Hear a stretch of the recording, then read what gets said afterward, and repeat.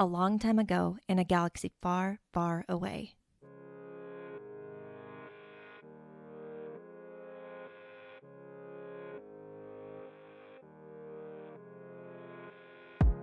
You are listening to Now This Is Lit, a podcast about Star Wars books, the people who make them, and the readers who love them.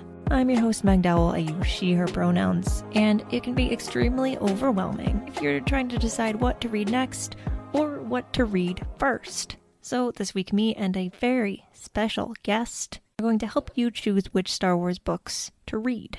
Is Lost Stars really as good as everyone says? Is the High Republic really that overwhelming? And where do you even find Star Wars books in the real world? All that and more coming your way right now.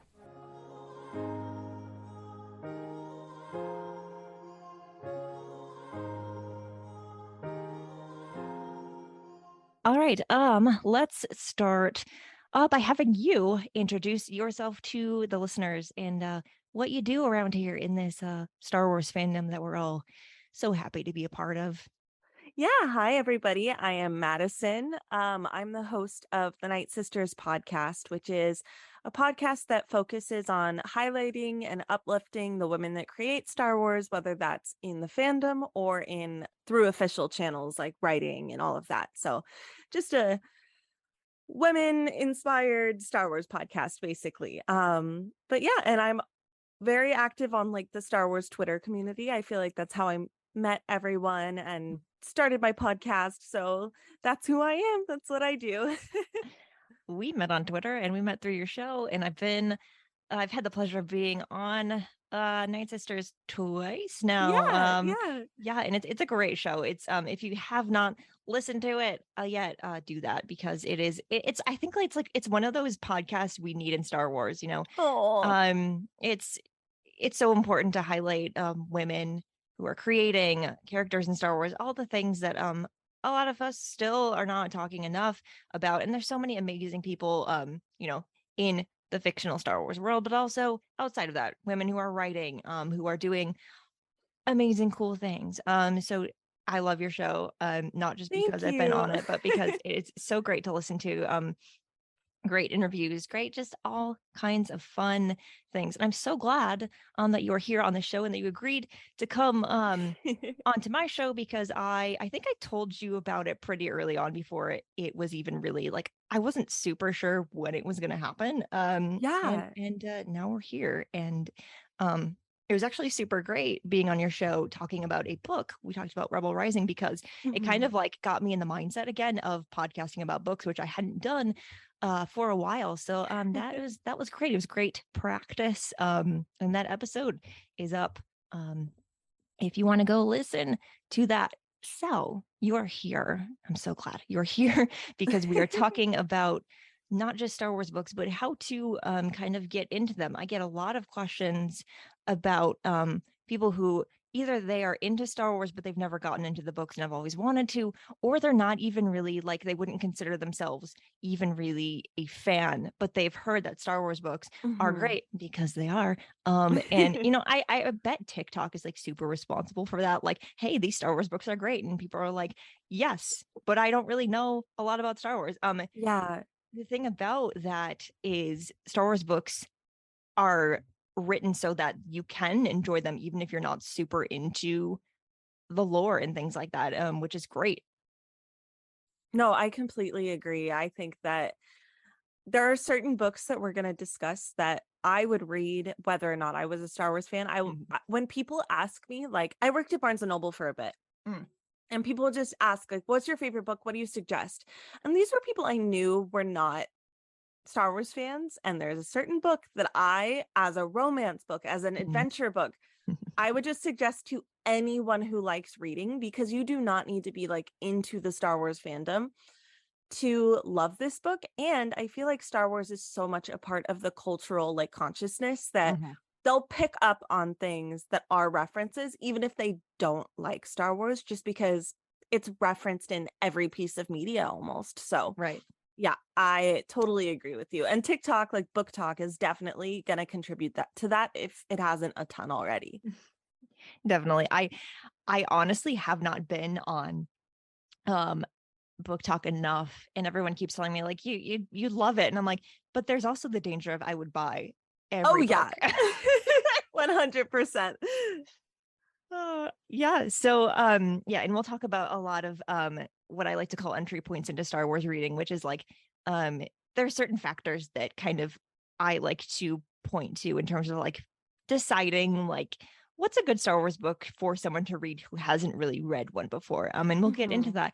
I wanted to go a little bit further back though, and talk about how the two of us got into Star Wars books. I think one of my favorite things in talking to so many people about Star Wars books is hearing like their origin story, so to speak, of like how they got into it, because everyone's is different and everyone has a different story. I'm curious if you have, what is your, how did you get into Star Wars books, kind of what's your story? Yeah, so there's kind of two waves. So I'll start at the very beginning.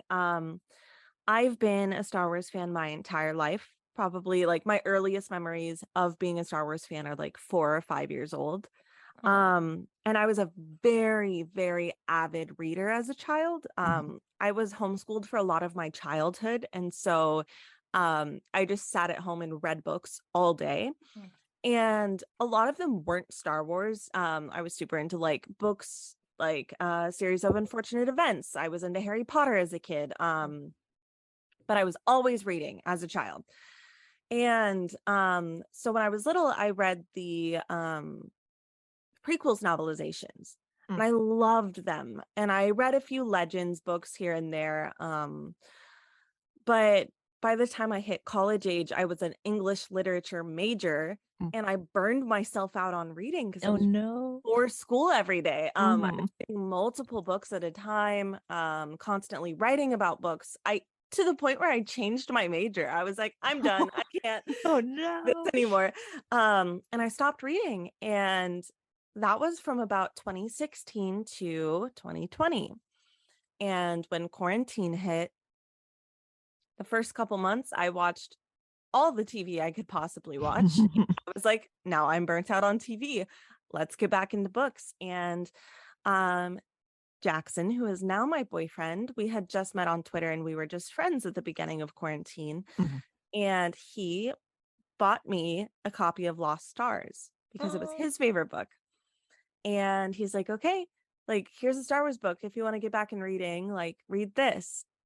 And I have not stopped reading a Star Wars book since that day. Like, so since like July 2020, I've constantly read Star Wars books, a disgusting amount. So that's what really like reignited that love I had, not just for Star Wars books, but for reading in general.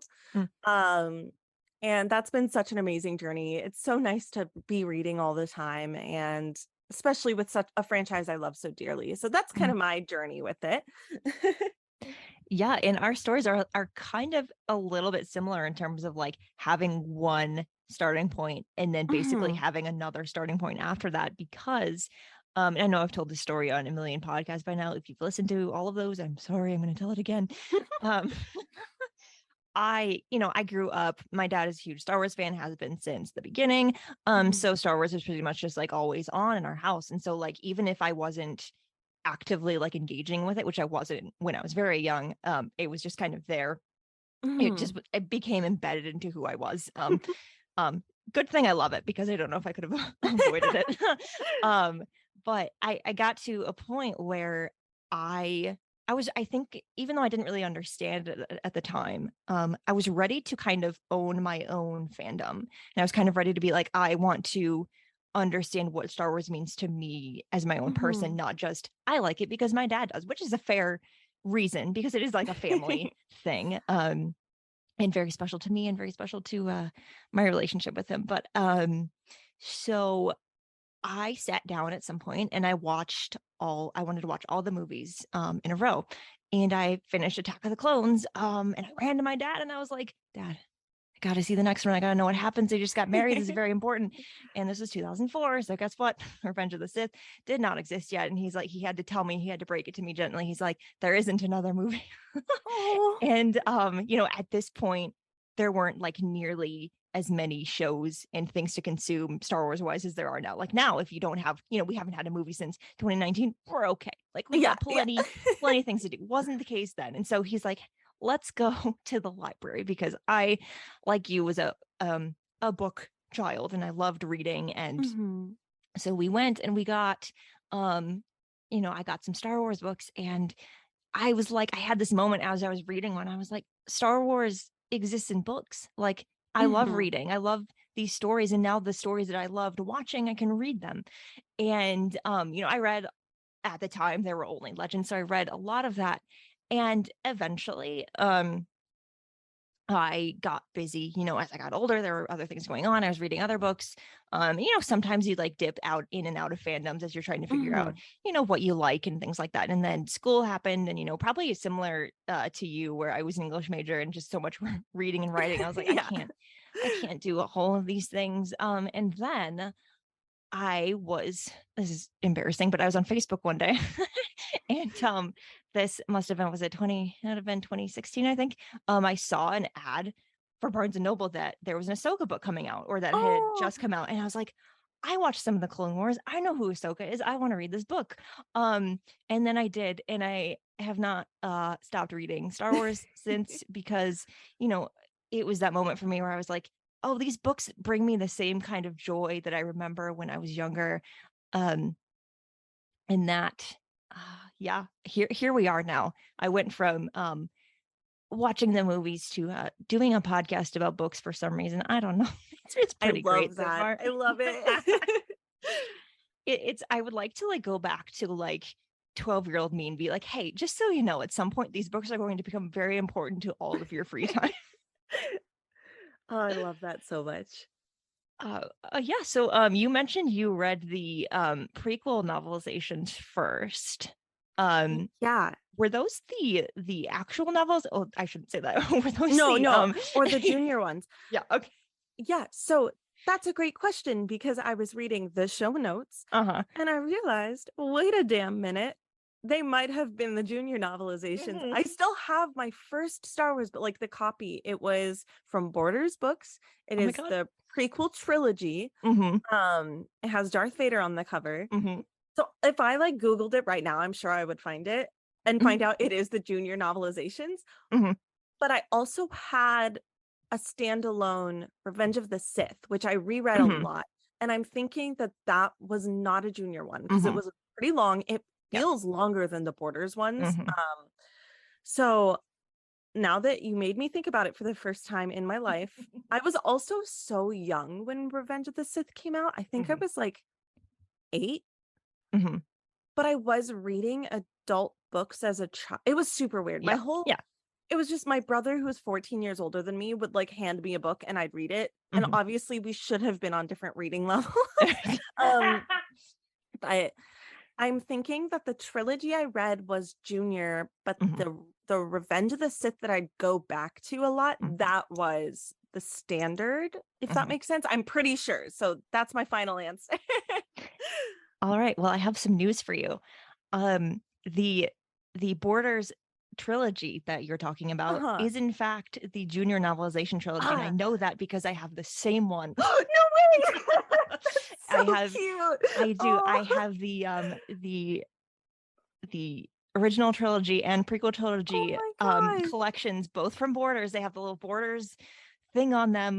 They're somewhere behind me. That as soon as you said that, I was like, yep, I know exactly what that's so cute. Oh my gosh, thank you for now I know, thank you so much. That's so adorable. Yeah. And I remember, because I don't remember exactly how old I was, because I think my mom or my grandma or someone had gotten me one of them, and then I got the other one. But I remember sitting reading them one day, and I was like, I feel like because they were the junior novelizations, I was like, I kind of wish I was reading the older versions, because they were just a little bit younger reading wise than I think I was at the time, but still enjoyed them. And I think from what I remember, there are certain things, because I still do the junior novelizations when they do them now, and I think there are some things that are added, not that necessarily that are super different, but I think there is value to reading them still. And I mean, I just read the Lightyear novelization that came out, which is like, Oh, it's just a little junior novelization. I was at the grocery store and it was just there. And it's I'm so like, cute. what better way to spend a few hours and just like in a little world, just like it's great. Yeah. Yeah, so that was kind of I remember for me when we went to the library, we got I started reading the Galaxy of Fear books, which were, Mm-hmm. I think you'd call them young reader books. Mm-hmm. And I remember because we didn't get the first one in the series because it's a whole long series. I don't remember if I ever read the whole thing, but we got like book like 3, and like, you could pretty much figure out what was going on and who the characters are. But I was kind of like, wait, this is not the first one, and it bothered me Oh my so God. much. Yeah. But I kept going back and trying to get because it also could have been like a factor of like they didn't have all of them all at once. So I remember trying to go back and like get all of them so I could read them all. I never like owned them. I don't know why I never got to that point. I don't know. Mm-hmm. But Mm-hmm. that's where I started. And that was cool because they were set like between A New Hope and Empire Strikes Back. And so like it was like that familiar time period where I was like, yes, I know these characters. And like Yeah. it was like new younger characters, but like Leia would come in and like Luke would be there. I really loved those. And then the novelizations of the 2 trilogies were That's really so what funny. got me going. And then I think I read some of Legacy of the Force. I don't know why, because like that's very much way later in the timeline. And technically, if you don't want to be confused, there are books that come before that kind of explain how everyone gets to that point. So I don't know what happened there. There wasn't like the internet. I mean, the internet was there, but like it wasn't like the easy to find. What Star Wars books do you read in order? Oh yeah. Yeah. No, So, not at all. so yeah, there wasn't that. So I pretty much just like I saw a Star Wars book and I was like, I want that one. I love that. I love that so much. Yeah. And like I think that's kind of fun though. It's like you go to whatever bookstore and you're like, that's a Star Wars book. I don't know where it falls in this series. Or if it's like, I think Legends especially were very bad at like labeling Yeah. what book No, in they the were. series it I would was. just pick up whatever cover I liked the most. Like I read Leia, like the courtship of Oh yeah. Princess Leia Yeah. when I was young, and I read Hard Contact, which is a Republic Commando book. That's like, I don't think that's anywhere near the first one, or is it? No, I don't think it is. I don't think it is. And then I read, what else? I would just pick random ones, and this got me in trouble a lot. Not even just in Star Wars, just like at the library. Like I read a Fear Street book. I'm going on a tangent. I'm sorry. I read a Love Fear it. Street book, and it was their college Fear Street, like Fear University. Mhm. Anyway, I was so obsessed with it, but because I rented it at the library in like the 6th grade, I could never find it as an adult because I was like, I just know the basic plot. I don't know the name of this book. I didn't Oh even know if it was a no. Goosebumps book. I just like knew I read this random book. My boyfriend found the 2 novels. I read the second one apparently. He found them for me and got them for me as a surprise, but they're like $100 a book now. Oh my God. They're insane. Like, and I read the second one only. Oh my God, sorry. That was a tangent, but I know, I love it. I love it. Well, because it's like it's not like this anymore, at least for me, because like when I want a book or when I hear about a book, like I just go on to like Goodreads and I'm like, I mark it as I want to read it. And then like it's just there. Like that didn't exist. Oh my Yeah, gosh. there are definitely books like that for me where like I remember this book, I remember things about it, so clearly I liked it. Would love to have that in my collection. Have no idea what it was. Exactly. Oh my God. Yeah, and we're going to talk about libraries a little bit more later on this episode, but like Yeah. they're so like why don't I go to libraries more? I don't know. Like Okay, this is so funny timing because my boyfriend and I, like, I didn't tell him I was doing this podcast today. Mhm. And I was like, oh, I'm so sorry. I'm doing a pod this morning. He was like, can we still go get library cards? Because that was our Oh plan for my today, was to go get library cards. So that's such funny timing. Oh my God. I love that. Yeah, when was the last time I even had a library card? See, like it's not hard to get them either. Yes, super useful. That's honestly, that's adorable. I love that. It's like last night we were like, we're gonna go to the comic book store after we get groceries as a reward for doing our adult errands, right? Yeah, I love that. Oh my God. Yeah, it's books are great, which is why we're here doing this thing. It's so fun to look back on like where our journeys in terms of Star Wars books started, because For sure. it's always this thing where, because this can happen with any series you read, where it's like, you can pick it up and you're like, oh, I want to read every single one of these. Or you could pick up like one or two and you're like, I don't know. And then later on, you're like, oh, Star Wars books, I love those. It's just, it's so cool how like everyone just has their own way of finding what their favorite Star Wars books are.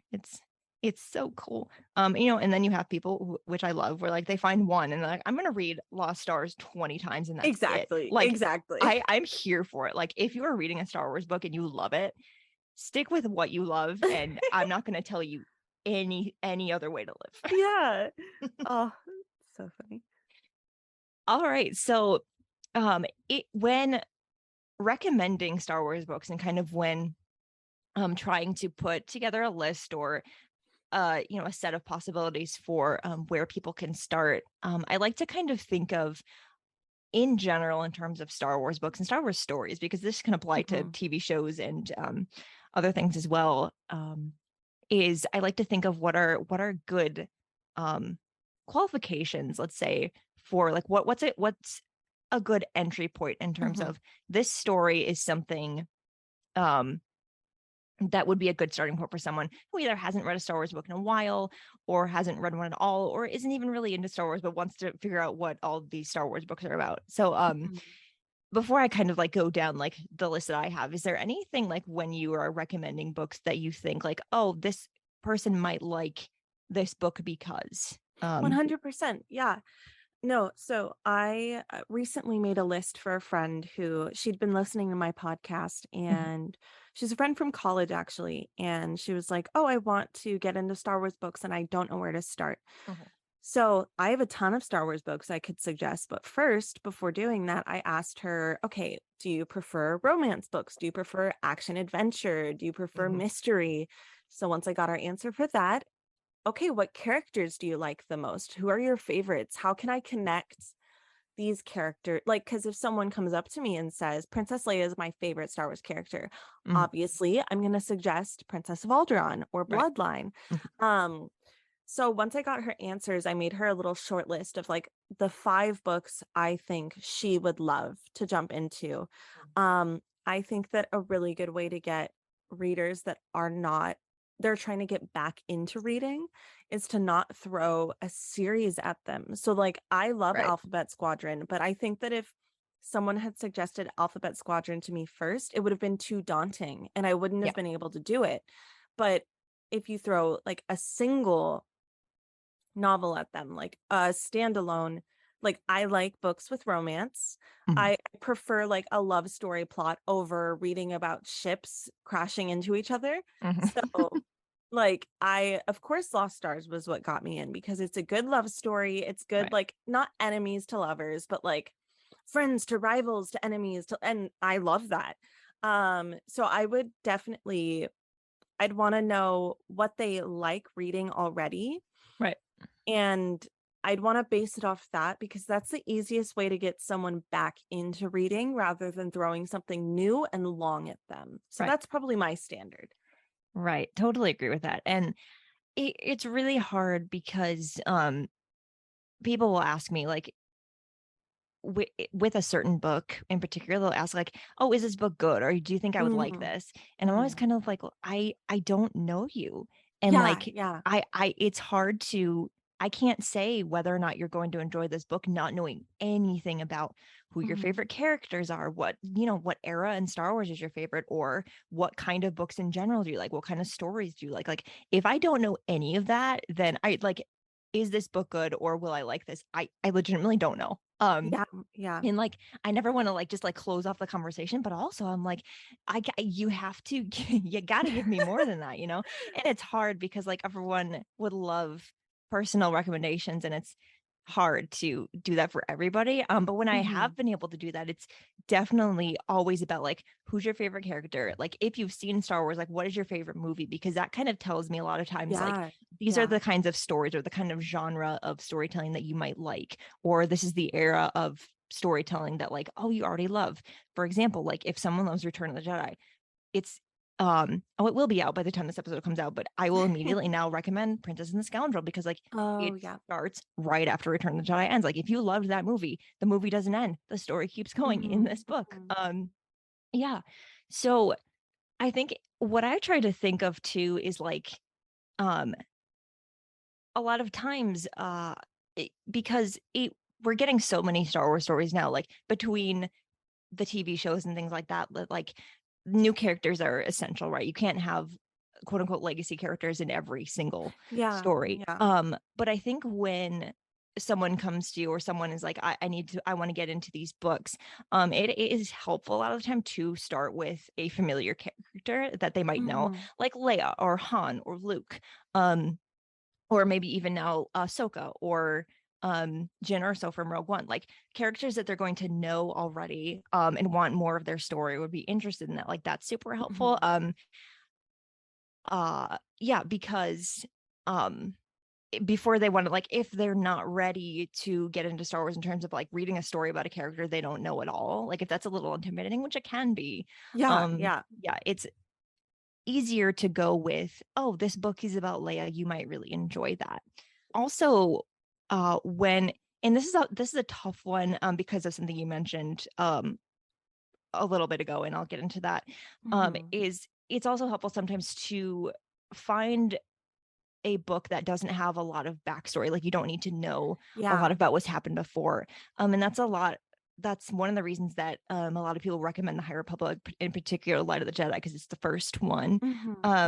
That recommendation is a little tough because the High Republic can be very overwhelming. I'll have to do an episode all about it, all about the High Republic in general at some point, because no one knows what the order is. No one knows like where do all the comics fit in? Like what is how, like, do I have to read everything? It is very intimidating. And I don't want to hesitate recommending High Republic to people because it is so good. And it is a great entry point for the reason that when Light of the Jedi starts, you need no background. Like you could have never experienced any Star Wars at all. And you pick up that book and it's like, oh, this is Star Wars. Like every element that you would expect to be in a Star Wars story is in there, but it's also like it draws in so much of like what you consider to be a science fiction or fantasy book. Like it's all in there. So stories like that, like High Republic is just one example, but something that doesn't really need like a ton of context. And there are a lot. Yeah, I feel like based on what you said about like picking characters but not needing context, like books like Most Wanted and Rebel Rising are perfect because they come before the movie. So you don't even have to watch the movie to know what's going on. You can watch these or read these before you've even seen those movies. And like, I don't know. I think that's such a good point that you made. I love that. No context is perfect. Well, because like, I think the thing that Star Wars fans overlook a lot of the time when they're recommending books to people is remembering that there are people who have not been neck deep in Star Wars their entire lives. And so like it's hard even for like us to remember like, oh yeah, like you might need some context for that. Like if you don't know who Ahsoka is, you might miss like some of the weight of this backstory, you know, like it's hard to remember that. Like it's even just hard for me sometimes to be like, oh right, like not everybody knows that, because it's like it doesn't seem like a Star Wars detail that would be like, oh, you know, only like people who've watched all the shows know that. But like sometimes that happens, and like you're no less of a fan if you've only read like one book or watched like one movie. Like it doesn't matter. All you have to do to be a Star Wars fan is like Star Wars. Like that is the only qualification. So sometimes I'm like, I love giving recommendations because like I do so with the mindset of like when people are searching, where do I get started? Like they want to know like, you know, I don't, people don't want to do a ton of heavy lifting a lot of the times. They just want to read a book, right? And so that brings me to like the third point that I have here in terms of like what makes a good entry point for a book, which is something that adds context to a movie or a show that people may have already seen. And the Revenge of the Sith novelization that you mentioned before is a really good example of this. It is a pretty unique book in terms of like the scope of Star Wars books that exist. It's not your typical novelization in terms of like it kind of goes scene by scene. A lot of the dialogue is pretty much the same, things like that. It's very much like, it's almost like a retelling of the same story. And it is very good. And I will always recommend it. But like, also, as you mentioned, things like Rebel Rising, which gives more context to Rogue One, or Ahsoka giving kind of more context to what happens after the Clone Wars. It's like books, again, you have to do this like kind of hopefully knowing that people like will have seen something, or I try to give a range of like, if you've seen the Clone Wars, if you've seen the original trilogy, right? But something that kind of like, oh, I loved this movie, I want more of these characters, more of the story. So something like that adds more context. Even like Bloodline is a good example for like in between Return of the Jedi and Force Awakens, kind of like, how did we get here? That's a good one too. Yeah. All right, so we are getting into everyone's favorite part of this episode, which is actually giving even more specific recommendations in terms of like where people can start. What are some great books to start with? So do you have any like specific ones that you haven't mentioned that kind of maybe are your go-tos, or that you find yourself like kind of recommending more or talking about all the time? Yeah. So besides like Lost Stars, which I could go on for a year about, or Rebel Rising, I think that Dark Disciple is a great starting point. That book is so interesting and gut-wrenching and has such a good love story. Oh my God, I could go on forever. Dark Disciple, I think Leia, Princess of Alderaan, is an amazing starting point for someone that hasn't really gotten in the books yet. I think that Master and Apprentice is a really good starting point for people that really love Obi-Wan. And now, oh my gosh, a Brotherhood. Just read that recently. I think that would be a fantastic starting point if I hadn't read a bunch of other Star Wars books before it. And yeah, I think that like my top five, I just suggested to my friend that I think are really good places to jump off are Lost Stars, Dark Disciple. I'm going to group Leia, Princess of Alderaan, and Bloodline together. Rebel Rising. And okay, hear me out. I think A Crash of Fate is a fantastic starting point. And I know that it is Batu propaganda. I think that that's a fantastic book, and it's a young adult read, which I know a lot of people don't even like that term, but it's an easier read, and it's very interesting, and you get connected to these characters you've never met before really fast. And I just think that Crash of Fate is fantastic, and I'd suggest it to anyone that wants to get into these books. A Crash of Fate does not get talked about enough. I haven't read it since it came out, but like it's so good. And it's almost like I almost want to call it like a good like Star Wars cleanse. Like because like, you know, there's your typical conflict and there's your typical Star Wars things, but it's also a love story that's just so like perfect. And it's low stakes Star Wars, which I really like. Like the universe isn't what's at balance right now. It's like a very small thing that only these characters really care about. I love that.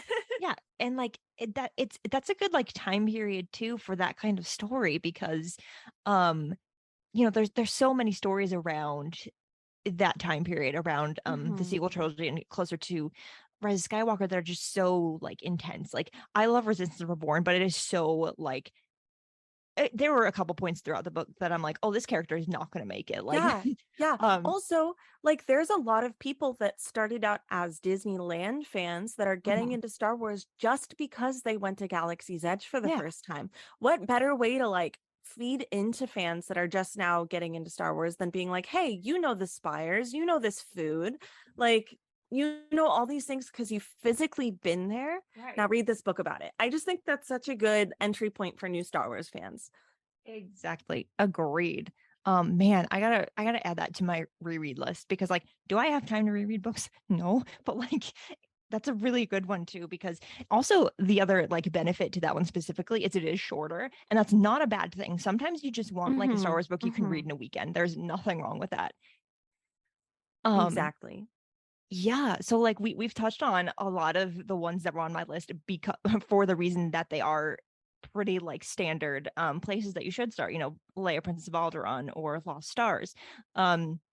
there are a lot of people getting into Star Wars books in general through the High Republic, like people who have never really been into Star Wars at all, who are like, oh, the High Republic is great. If you want to start with Light of the Jedi, which is the first one in that entire series, like definitely start with that one. There are resources out there to help you if you read Light of the Jedi as your starting point and you want to keep going, like in terms of reading order and like guides for like who the characters are, because sometimes there's just a lot going on and it's hard to keep track of things. And like what books you can, like if you want to just read the adult novels, can you do that, things like that. Like if that's all very intimidating for you, like there are people out there, especially in the High Republic community on Twitter, who will help you. You just have to ask, which is why I have that on here, because like even though the entire High Republic can seem intimidating, first of all, it's very good and it's very worth reading all of it. But Light of the Jedi is very much even if you've never Star Wars before, here's a great book that you're going to enjoy kind of book. Yeah. And I didn't think about it and I don't have it on my list, but like Most Wanted is a pretty good so good. Pretty good one to start with. That's like one of my top, it's been in my top 5 for so long. I think the pacing of that book is just like perfect. And it made me love Kira like so much more. It is it is the story of young Han and Kira before the Solo movie. For those who don't know, it's very good. And also if someone wants to start with Legends, there are some pretty good options if you want to do that too. You don't have to start with canon. You don't have to read only canon. You don't even have to read canon if you don't want to. There's plenty of Legends books you can read. Even I sometimes get confused going back and forth between Legends and canon. You have to like, there's like a reset in your brain you have to do. You're like, oh wait, this is that timeline. And I'll do a whole episode on the differences between the two at some point, because it like didn't occur to me until like someone asked. And they were like, oh, I don't know the difference between canon and Legends. And I'm like, oh no, I have confused you so much accidentally. Oh, no. I'm so sorry. So I will, if you're listening and you're like, I don't understand, I promise I will remedy that if I can. So like the Heir to the Empire trilogy, which happens kind of right after Return of the Jedi in the Legends timeline, that's a good one to start with. There's like a Han Solo trilogy, the Han Solo Adventures. That's also pretty good, because it's Han Solo doing his thing before the OT, and like if you like Han Solo and want to know what he was up to, it's just as chaotic as you would expect it to be. Also the Kenobi novel, like it's not the TV show, it's not the same story, but it kind of could still happen in canon.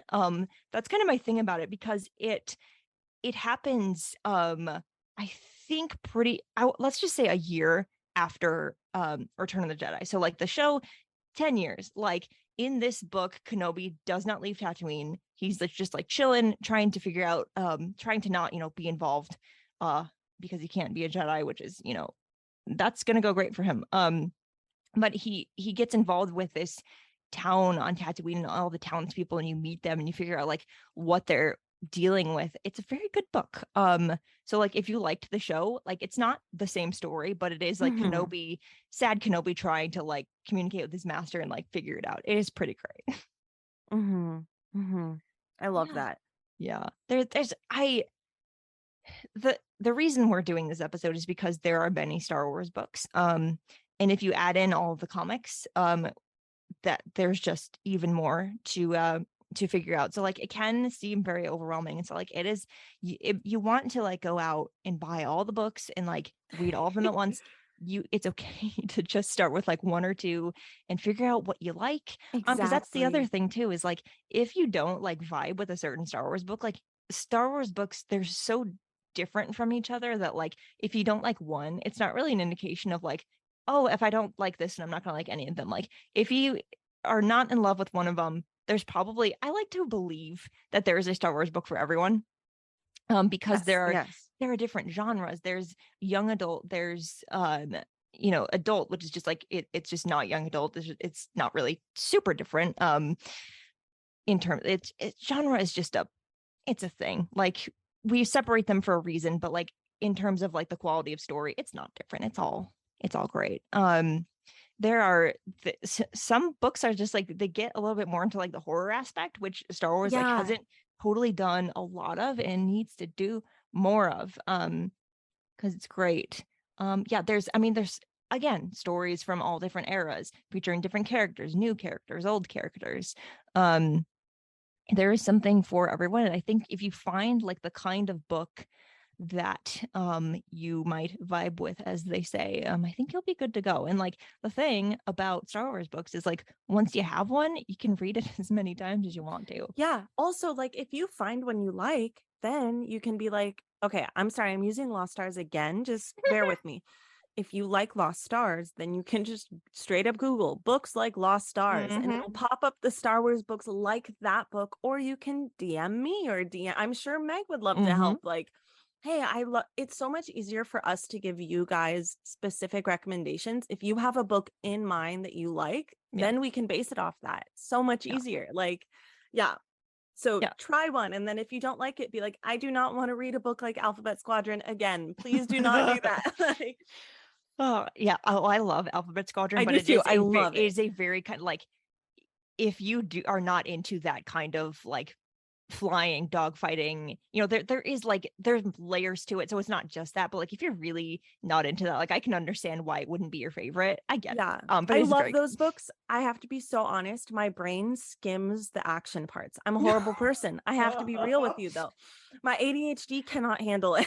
Exactly. But I love the books. Yeah. The audiobooks actually really helped me with that because with like the starfighting, the starfighters flying around doing all the things, and Alexander Freed is very good at describing all of that, but like trying to read it, it's not like, but if you listen to it, and the audiobooks are fantastic. It's almost like it's not watching the movie, but it's like you're getting, you know, they have the sound effects and the music and the narration, like it really does help. And that's the other thing too, as we're talking about all this, like if you just like, if you struggle to read sometimes, which like it happens to me. Sometimes I have a physical book in my hand and I'm trying to read and I'm like, I can't. Audiobooks, like they count as reading. So I cannot suggest it enough. Oh my God. Yeah. And all of the canon novels have audiobook versions. They didn't used to do them with Legends for every single one. I think because I don't think it was as easy or cost effective to produce back then as it is now. And they are like with the Essential Legends collection. I'm going into too many things. I'm going to confuse people. I'm sorry. But they are releasing new versions of some of those. So like there are so many audiobooks to choose from, and so many different ways to get them. And that is me doing a segue into our last point, which is, all right, we spent this whole conversation talking about, you know, how to get started. These are the books. This is how you know what you might like. But how do you actually get a Star Wars book? Didn't occur to me also until someone asked me one time, and they're like, how do I get this book? Because like to me, you just go to Amazon, or you go to Barnes and Noble, or you go to you know, your library. But like if you don't know how to get them, you can be like, I don't know. So let's talk more about that. First of all, just like when you're getting your Star Wars books, kind of where do you gravitate to? Yeah. So, ladies and gentlemen, I am a reader on a budget, but I love physical copies. I love having physical copies. But here's the thing. My whole life, I was always like, I can only read a book that's in my hands, physical. Yeah. Last year, I was introduced to ebooks, and holy cow, I love those things. They're like $9. I can bring them on the train. I can move and highlight and annotate and everything, and I love them. And then I discovered audiobooks this year, and I was like, oh no, I love these so much. I love them. But the issue is I want my bookshelf to represent what I'm reading, but I can't afford brand new books from Barnes and Noble for everything I'm reading. So here's what I do. I almost only do audiobooks or ebooks now. And then I go to these two websites called Thrifted Books and Abe Books. When I tell you my bookshelf is only popping because of these websites, I am getting hard copies of Crash of Fate, of I just did a little haul. I got Crash of Fate, Rebel Rising, Most Wanted. These are all books I've read already, but in digital forms. Yeah. Each of those books I got hard copies for $3 a piece. Oh my God. They're in great condition. Almost all of my recent Star Wars books I've got I've read the ebook or the audiobook first and then gotten a $3 or $4 copy of these books on Abe Books and Thrifted Books. They have little sales. If you buy a bunch, it can sometimes knock down the price. And what they do is they get them from places like Half Price Books, places like, they literally will source books from the Goodwill.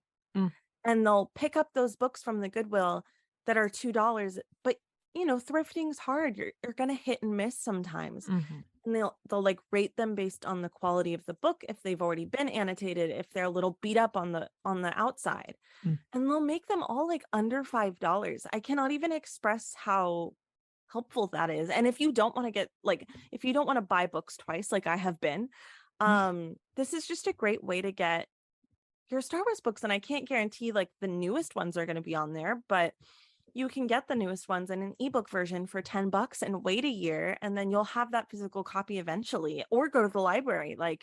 I cannot express. Also, if you have a Kobo e-reader, and I don't know about an iPad, I'm not saying pirate books, but if you're going to buy a physical copy but also want to read on your iPad, you can find the book, I promise you.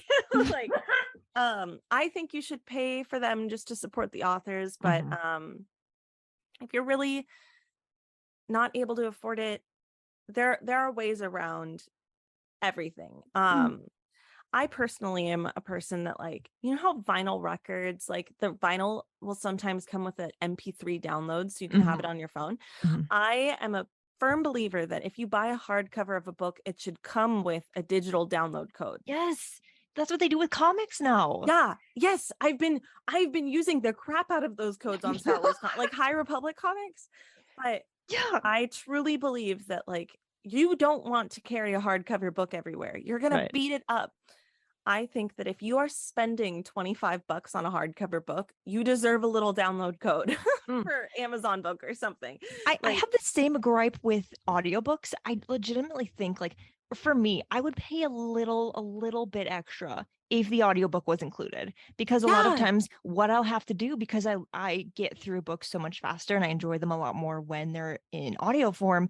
Same. I want the physical copy too. Exactly. But it would make so much more sense to me if you got one copy and you got all the digital versions, because everyone consumes books differently. And sometimes you've read the physical book already, but you want to listen to it again. I completely agree. I'm this is my campaign. This is what I stand for now. I need this all to be included in one. I don't know, I get why they don't, but I think eventually they should. I think it makes sense. I think because audiobooks, as long as everyone working on them is still getting paid what they exactly do them, I really think that it should become a bundle situation. I think that would just be better for everybody, because it just makes it more accessible to more people, hopefully. I 100% agree. And I'm tired of buying books multiple times. And the only time I will ever, because I believe in authors getting paid, get a PDF version is if I've bought the physical copy already. And I'm I really want this on my iPad. I really want it on my Kobo.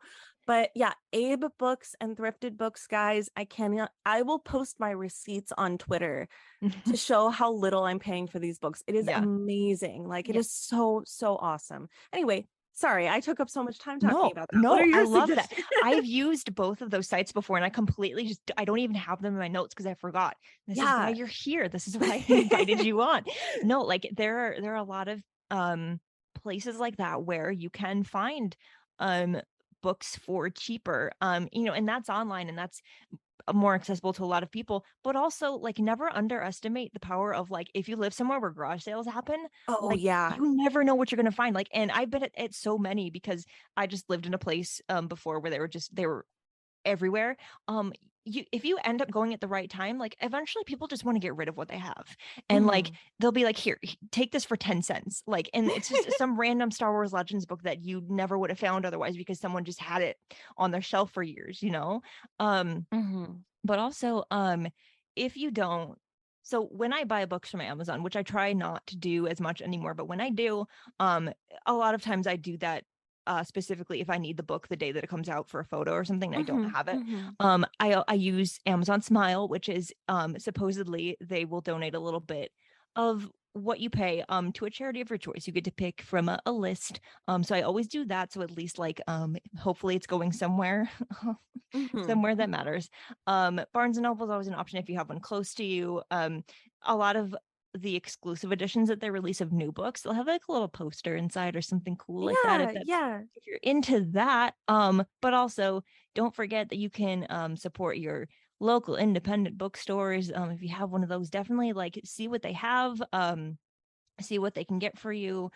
Also, if you don't have one near you, or you don't want to go out and get one, every link that I have when I put Star Wars books in my show notes will go to Bookshop, and bookshop.org donates a percentage of what you pay to your local independent stores. Oh, I love that. Wherever you are, whatever the zip code that you give, they will try to give as much as they can, and you're going to end up paying a little bit more than you normally would. I always pay more on Bookshop than I would like on Amazon or on Barnes and Noble, but like the money is going to a good place.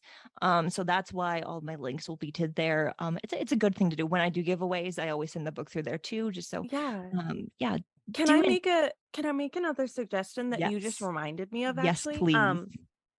Okay, so I use like the Kobo, either the app or my Kobo e-reader.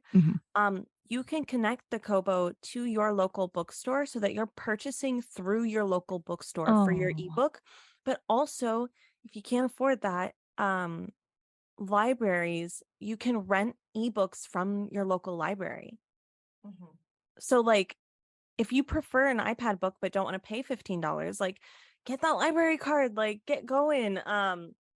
But I definitely suggest Kobo just because like my boyfriend and I have it set up so we support Green Apple Books in San Francisco. But like you're purchasing through your local bookstore. It's not like a Kindle book where I don't know, but you just reminded me of that. So I wanted to reiterate that there are so many options to support small businesses, and I have to buy from Amazon too sometimes, but there are so many options that you can do, and your little thing reminded me of that. So I love it.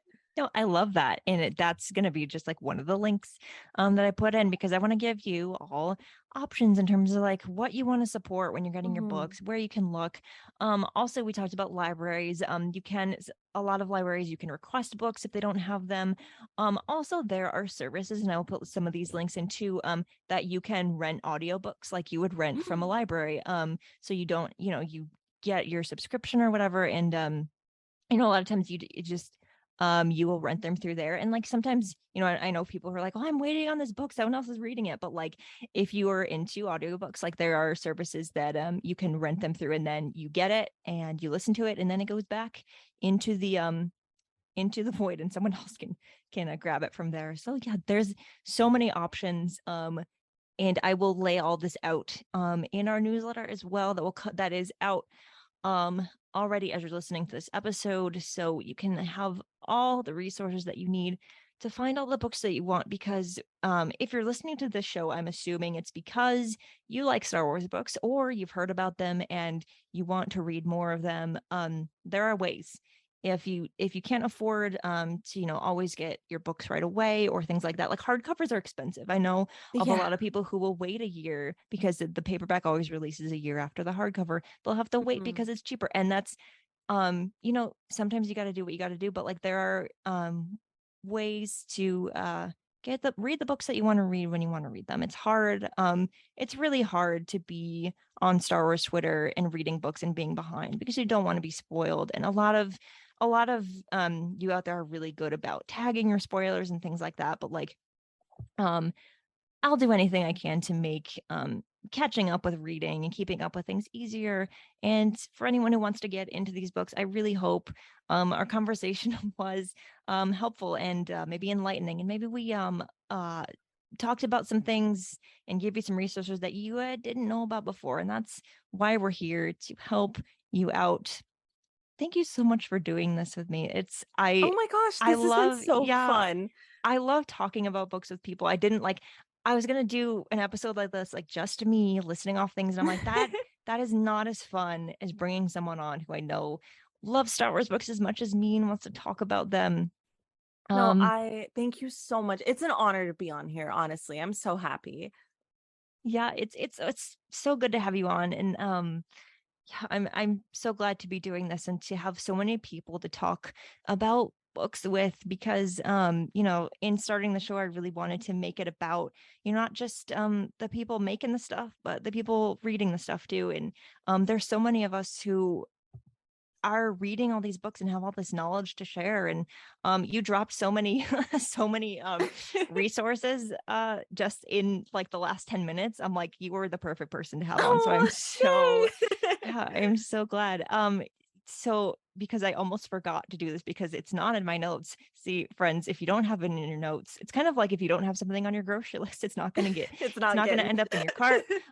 So before I actually forget to do this, tell the people where they can find you and all the things that you're doing. Yes. Okay. So you can find me at Maddie, MADDIE _Amidala on TikTok, Twitter, Instagram, freaking Letterboxd. I love movies. And that's where I just talk about Star Wars and movies personally. My podcast is the Nightsisters Podcast, or at Nightsisters Pod on Instagram and Twitter.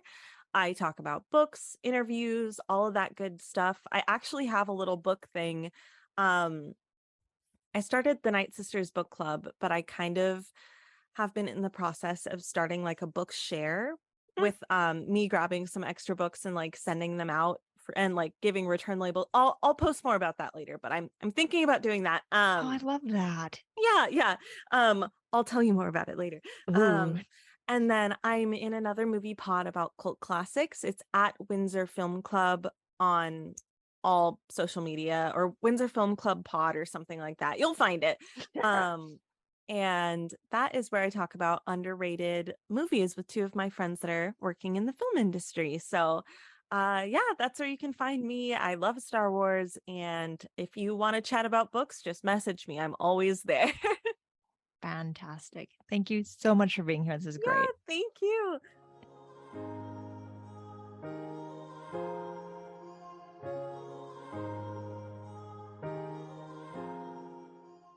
And thank you all for listening. This was such a fun recording, and I hope it's as informative as it is enjoyable. Maddison is such a delight to have in the fandom, and if you're not already listening to her show, please do that. It's great. Once again, I'll have links to everything we discussed in the show notes, as well as in the newsletter that will hopefully be out by the time you are listening to this. There are a lot of Star Wars books out there, but I'm convinced you can find the one or the ones right for you. Now This Is Lit is part of the Faraway Fandom Network and is written, produced, hosted, and edited by me. Jose Jimenez designed our podcast art. Keep up with the show on Twitter at Star Wars Lit Pod, and find the show wherever you get your podcasts. If you would like to support the show, just tell everyone you know how much you love it, because that's often how people hear about Star Wars podcasts, because there are so many. So just talk about it. Give it a shout out, whatever you want to do. For more book reviews and Star Wars book celebration, follow Star Wars Book Reviews on Instagram.